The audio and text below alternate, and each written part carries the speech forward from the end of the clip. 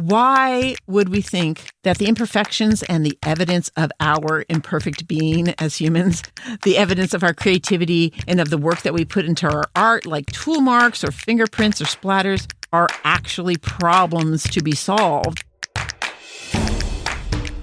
Hello, all my beautiful, imperfect, creative human beings out there. Thank you for joining me on the Sage Arts Podcast. This is Sage.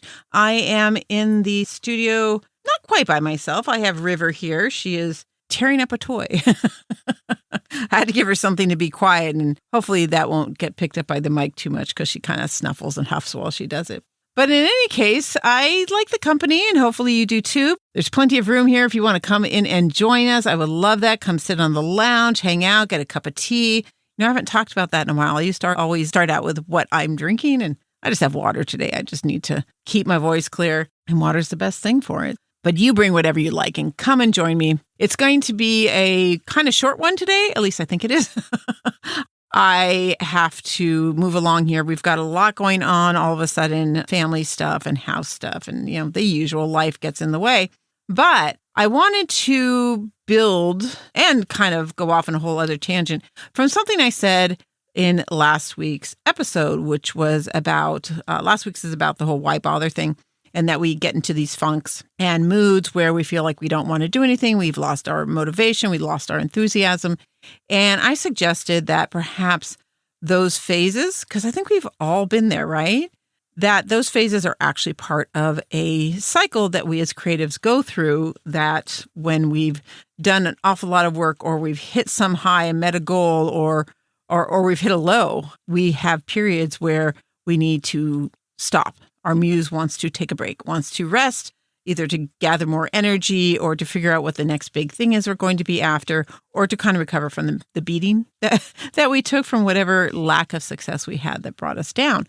But there's more to that idea. There's a parallel idea about this, which is about perfection. Now, I've had a podcast about perfection. That was episode 18 in April of 2023. And the baseline of that conversation is that perfection is not the goal of artwork, right?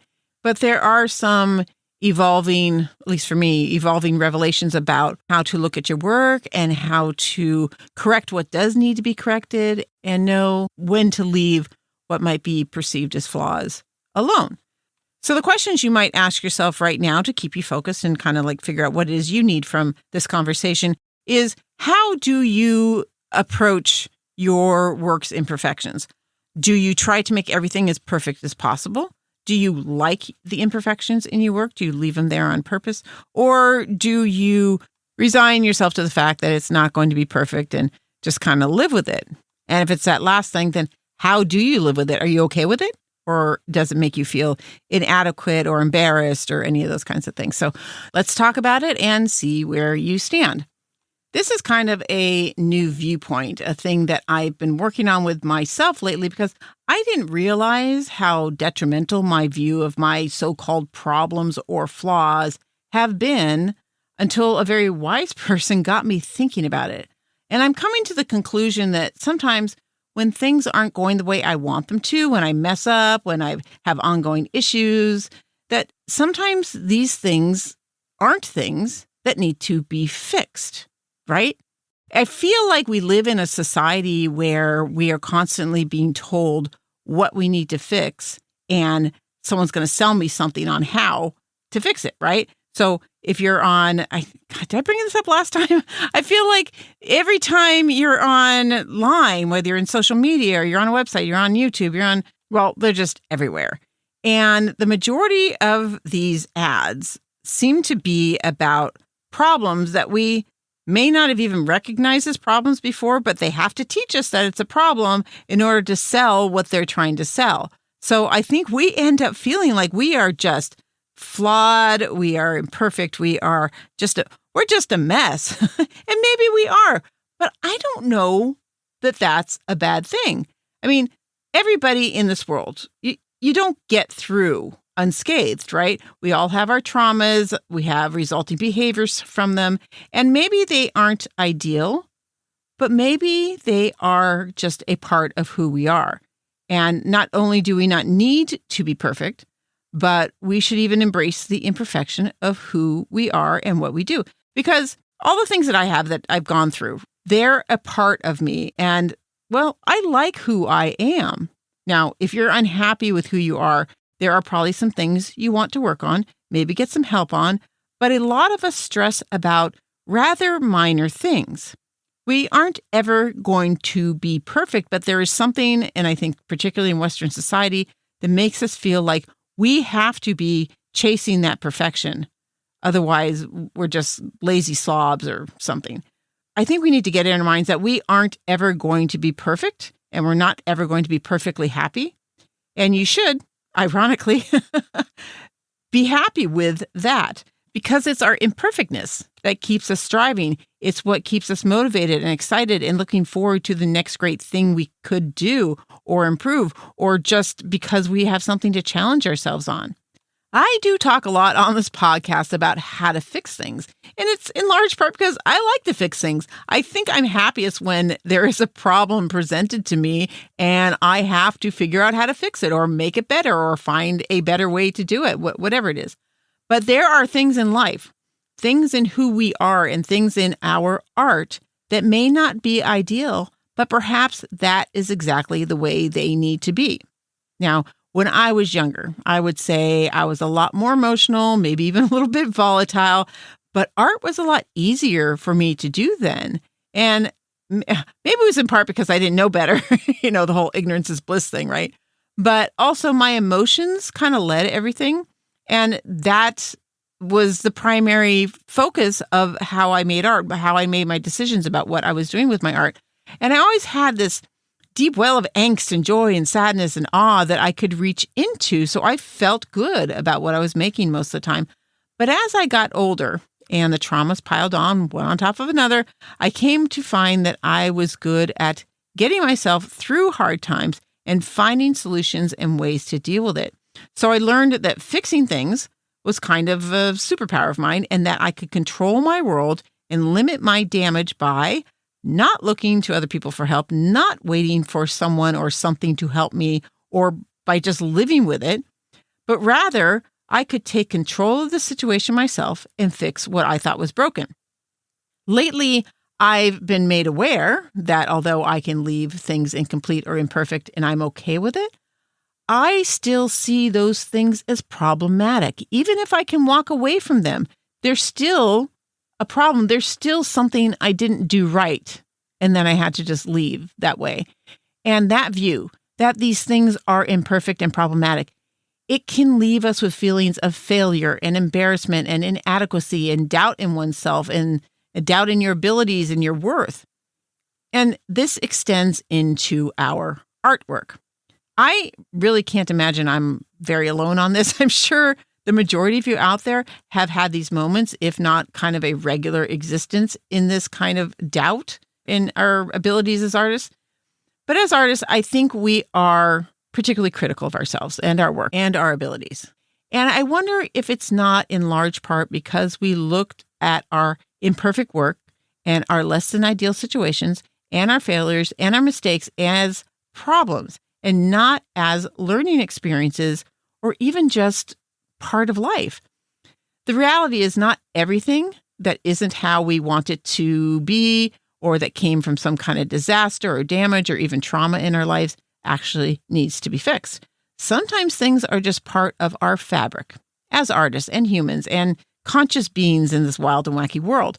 I mean, I think there are things that we all have either in our lives or that we've seen or experienced that are messy and broken and flawed, and yet we know and see them as beautiful and we wouldn't want to change anything about them.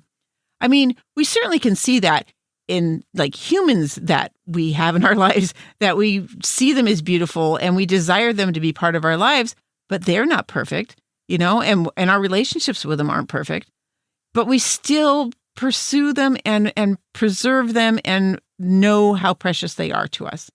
And then you could just go out into nature and see the cycle of life and all the beauty that entails. I mean, there's all these various conditions in the cycle of life that make up the wonder of what you get to be a part of, what you get to experience, and what you get to take in with your senses. Like winter trees, they're barren and leafless, but they don't need to be fixed. They're gorgeous. I love winter trees against a cloudy sky. It's one of my favorite images, actually. Or take dying flowers. They're often things that should be left behind. I find them fascinating. A lot of people want to deadhead them, but actually a lot of flowers, especially if they're native flowers in your area, you should leave them alone because it feeds the birds and other creatures. And that's actually how the plant survives, right? Because the birds and whatever else feeds on them or brushes up against them, those animals help distribute the seed and allows the plants to send their children out into the world to multiply and beautify it. Doesn't that kind of mean that damage can be part of breaking things down to make room for new growth and renewed beauty? Maybe. I don't know, something I was thinking about. If it's true, why would we think that the imperfections and the evidence of our imperfect being as humans, the evidence of our creativity and of the work that we put into our art, like tool marks or fingerprints or splatters, are actually problems to be solved or flaws to be erased? Sometimes they are. Sometimes the work necessarily needs to be perfect in order for it to say what you want it to say, or to sell it to the kind of people that you're trying to sell it to, or because you actually get joy out of working the pieces to the point of as much perfection as you can manage. But maybe when things aren't as perfect as we may have set them out to become, or our previous expectations aren't met in a particular piece, or our skill level was not what we wanted to be, maybe we step back and see the beauty and even the rawness of the work. If we can see our efforts and our intentions in what we did, that may be more than enough for the work to speak to a buyer or a viewer or however it is that you're going to share it. As I said in the last episode, and I've said this probably half dozen times before, when you are dissatisfied with your work, you're not going to be objective. When you feel like you haven't done well or not good enough, just put the work away. Don't look at it for days or maybe weeks or months if you can do that. Come back to it with fresh eyes. And if the beauty and your intention is there and apparent and it really shines at first glance, there's a good chance it doesn't need to be worked anymore, at least not very much. Maybe you see a few things you'd like to change, but chances are you will be easier on the work and yourself by giving yourselves time apart so that you can have a fresh look at it.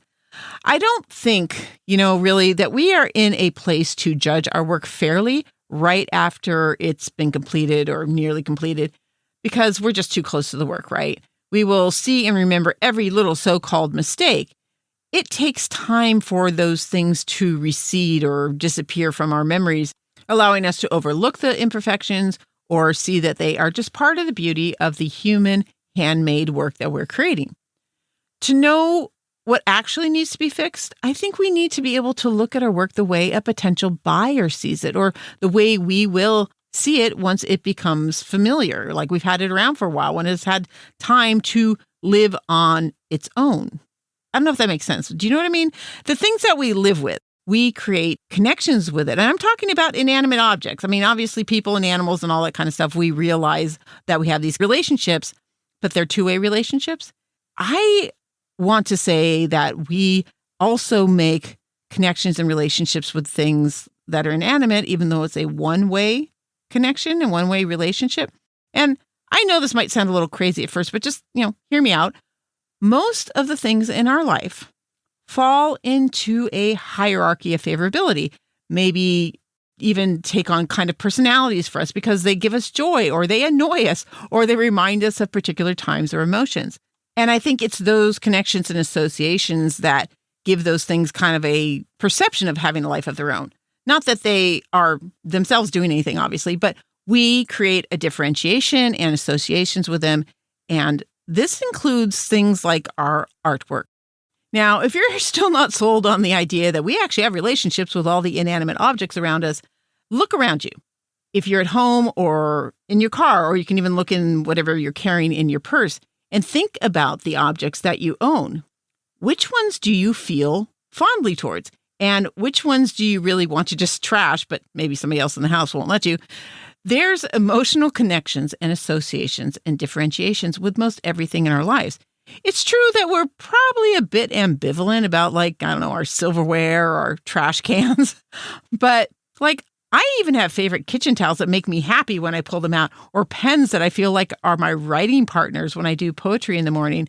Or here we go. What about that favorite tool in the studio? That one that you would probably grieve for if you lost it, the one that's been through it all with you and has been by your side and you can depend on every day when you're working on your artwork.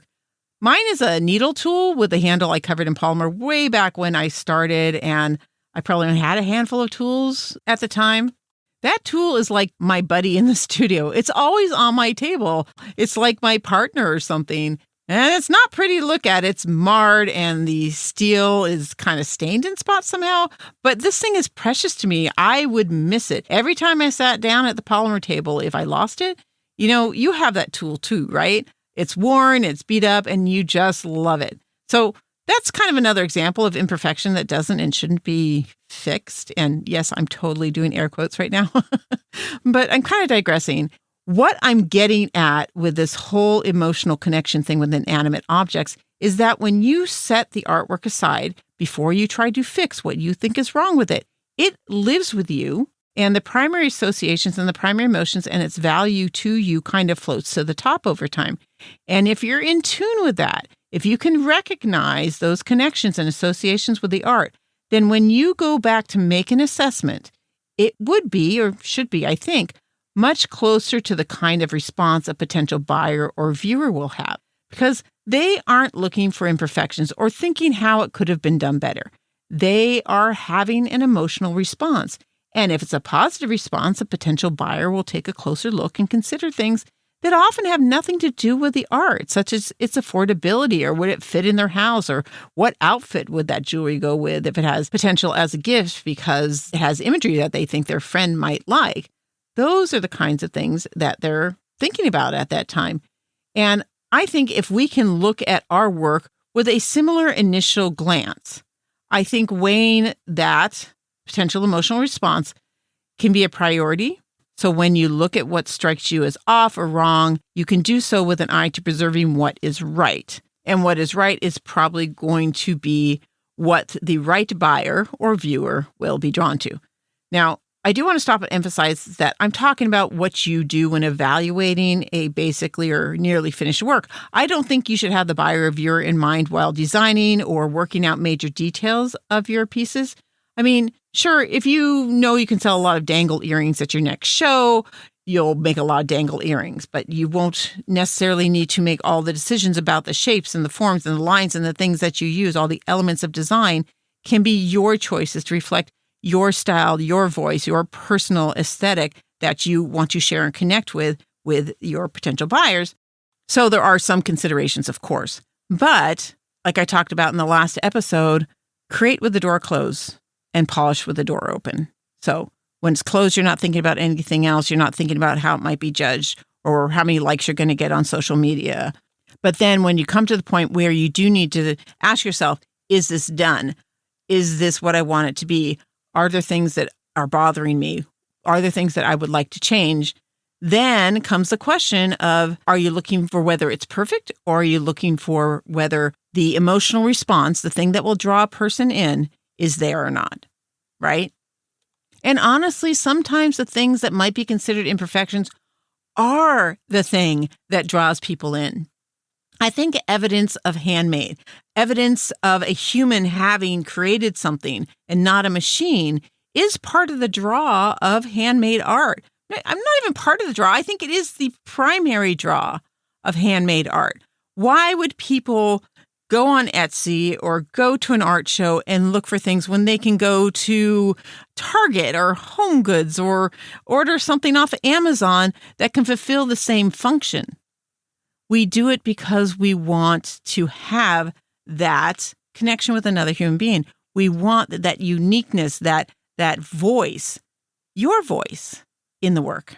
So what I'm saying is that the imperfections and flaws and things that you might see as needing to be fixed may not need to be, again, I'm using air quotes, fixed. It may not need to be fixed. It may be exactly what the piece needs. It may be what you need. It may be what your buyer wants. So the next time you go to look at your work and you're seeing these imperfections and these flaws and these things that aren't quite what you had hoped them to be. Maybe we can look at them and ask, are they actually things that need to be fixed? And if you think you're going to have a hard time being objective about it, or you don't have the time to put that away and come and get a fresh look a week or a month down the road, do you have an honest friend or family member that will tell you what they think, or another artist who can look at it objectively for you and tell you, yes, this is something that needs to be changed, or no, this is fine. There's nothing wrong with this here. But most of all, let's look at the imperfections in our life, in our work, in ourselves even, not as something that is going to need to be fixed eventually, but that some of these things are things that we can be happy about, that we can keep, that we can not just live with, but love. We should never feel embarrassed or ashamed or irredeemably inadequate for the work that we've done. You've done the work. The fact that you are doing the work is major. A lot of people think about doing the work. A lot of people dream of doing the work. You're actually doing the work. And even if it's not what you'd hoped, if it's not what was in your head, that's okay. That's okay. You did the work in the first place.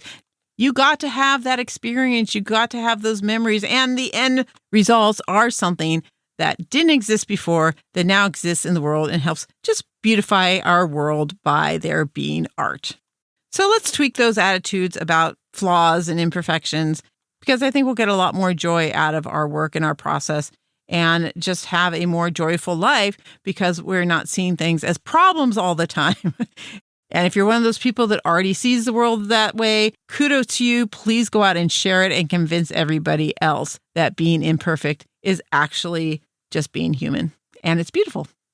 Okay, so if you have your stories about such things, if you would like to tell me what you have, like if you have that favorite tool, I want to know about your favorite tool. Seriously, I love those stories. So you can write me at thesagearts.com and go to the contact page. You can also reach me on social media on Instagram and Facebook and YouTube at the Sage Arts Podcast. And if you want to keep up when these episodes come out and get the extra stuff that might go with some of the episodes that need like visuals or whatnot, do sign up for the newsletter. It's on the homepage of thesagearts.com. Just click the news and notices button. If you like what you're hearing, if you're getting something out of this podcast and you want to give back, you can do so through the Buy Me a Coffee or PayPal links and buttons that you find on the homepage of thesagearts.com. It's about halfway down, or in the description section or show notes of wherever you're listening to this podcast from. And before you take off, go ahead and hit that subscription or follow button or whatever it is on wherever you're listening to this from. And if you have a moment, please do leave a review. I haven't been asking for them. Apparently that was bad. But let other people know what you think so they can decide whether this is a good thing for them as well. We all, have only so much time in our world and it's precious. So let's help each other out in choosing the right things and the supportive things to fill our precious time. And that's it. That's what I got to say today, at least as far as the art stuff is concerned. I did want to stop and just let you folks out there in Florida and Georgia and the Carolinas, just all of you dealing with the aftermath of the hurricane and the tropical storm that it's become and all the flooding and such. Just wanted to let you know that we're thinking of you and we hope that you are staying safe and you and friends and family and your community are okay. I know some of you aren't. And I just really feel for you. Everybody just take care of yourselves and each other, and we'll be thinking of you and we'll help out any way we can. So for those of us who are not dealing with those kinds of tragedies, I hope you will go out and experience the world with that view of its beauty, even in its imperfections. Go out and get new experiences to feed that muse. Be true to that weirdness of yours, and then join me again next time on the Sage Arts Podcast.